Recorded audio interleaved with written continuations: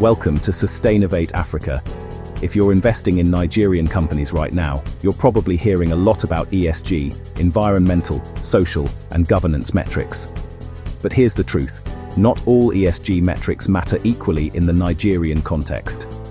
While international frameworks throw dozens of indicators at you, smart Nigerian investors are focusing on 5 specific metrics that actually move the needle. Today, I'm breaking down the 5 ESG metrics that Nigerian investors are using to make better investment decisions and protect their portfolios. Let's dive in. Let's start with the foundation: governance and transparency. In a market where corporate governance challenges are well documented, this metric separates winners from losers. Nigerian investors are laser-focused on 3 governance indicators. First, board independence. What percentage of the board is made up of truly independent directors? The Nigerian Code of Corporate Governance recommends at least 1/3. Companies with strong independent boards tend to have better oversight and fewer scandals. Second, financial transparency. Does the company publish audited financial statements on time? Are they using reputable audit firms? Delays in financial reporting are red flags. Third, related party transactions. This is huge. How much business is the company doing with entities owned by directors or major shareholders? High related party transactions often signal governance problems. Investors are using the governance score from rating agencies like Augusto and Coes, or looking at compliance records with the Securities and Exchange Commission. A strong governance score correlates directly with lower investment risk. Without solid governance, nothing else matters. It's the bedrock of sustainable investing. Now let's talk about the environmental metric that's rapidly climbing investor priority lists: carbon footprint and climate risk exposure.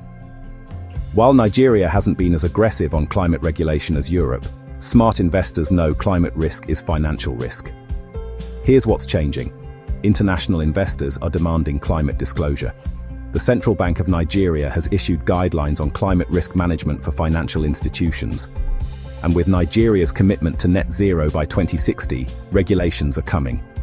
Investors are tracking 2 specific metrics: carbon intensity, that's greenhouse gas emissions per unit of revenue or production. Companies in high emission sectors, cement, oil and gas, manufacturing, need credible decarbonization plans. Dangote Cement's investment in alternative fuels is a perfect example of managing this risk proactively. Physical climate risk exposure. Is the company's infrastructure in flood-prone areas? Lagos Island? Coastal regions? With increasing flooding and extreme weather, physical climate risk directly impacts asset values and operational continuity. Companies that measure and disclose their carbon footprint, even voluntarily, are positioning themselves better for future regulations and international capital. This metric is about future-proofing your investment. Here's a critically important metric in the Nigerian context: community relations and social license to operate. Here's why this matters. In Nigeria, your business can have perfect financials and strong governance, but if you don't have community buy-in, you're sitting on a time bomb. We've seen oil facilities shut down in the Niger Delta, mining operations halted in the Middle Belt, and construction projects stalled across the country, all because of poor community relations. Smart investors now ask, does this company have a formal community engagement framework? How much do they invest in host communities? What percentage of their workforce comes from local communities? The metric to track is the community investment ratio. That's community development spending as a percentage of revenue. Companies that invest at least 1% to 3% of revenue in their host communities typically see fewer disruptions and better long-term sustainability. Look at companies like Dangote Group or Seplat Energy. They've embedded community development into their core operations. That's not charity, that's risk management. The 4th metric is uniquely important in Nigeria: local employment rates and skills development. Why does this matter to investors? 2 reasons. First, the Nigerian government is increasingly using local content policies to drive economic development. Companies that don't comply face penalties, contract losses, or regulatory headaches. Second, companies with strong local hiring and training programs face less social resistance and benefit from government incentives. The key metrics investors track. Nigerian content ratio. What percentage of the workforce is Nigerian? For mid to senior level positions, what does this look like? The Nigerian Content Development and Monitoring Board sets benchmarks for oil and gas, but smart investors apply this thinking across all sectors. Skills development. Investment. How much does the company spend on training Nigerian employees? Companies investing 2 to 5% of their payroll in employee development tend to have lower turnover, higher productivity, and better relationships with regulators. This isn't just about compliance.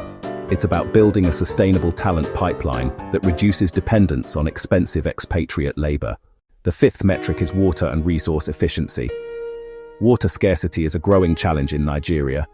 From the manufacturing sector in Lagos to agricultural operations in the north, companies that can't manage water resources face operational disruptions and cost increases. Investors are asking, what's the company's water intensity ratio, water consumption per unit of production? Do they have water recycling systems? How dependent are they on stressed water sources?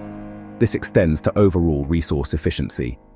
Companies with strong circular economy practices, recycling, waste reduction, energy efficiency, have lower operating costs and better margins. In an economy where input costs fluctuate wildly, resource efficiency is competitive advantage. Breweries like Nigerian breweries have invested heavily in water recycling, reducing their water usage by over 30% in the past decade. That's not just environmental responsibility, that's operational excellence. So there you have it. The 5 ESG metrics Nigerian investors actually care about. Governance and transparency, carbon footprint and climate risk, community relations, local employment, and resource efficiency. Here's my challenge to you. Take these 5 metrics and apply them to your current portfolio or your next investment decision. You'll be surprised how much these indicators reveal about a company's real sustainability and long-term value. If you found this valuable, share it with fellow investors who need to hear this. And remember, at Sustainovate Africa, we believe sustainable investing isn't just good for the planet, it's good for your portfolio. Until next time, invest wisely, invest sustainably.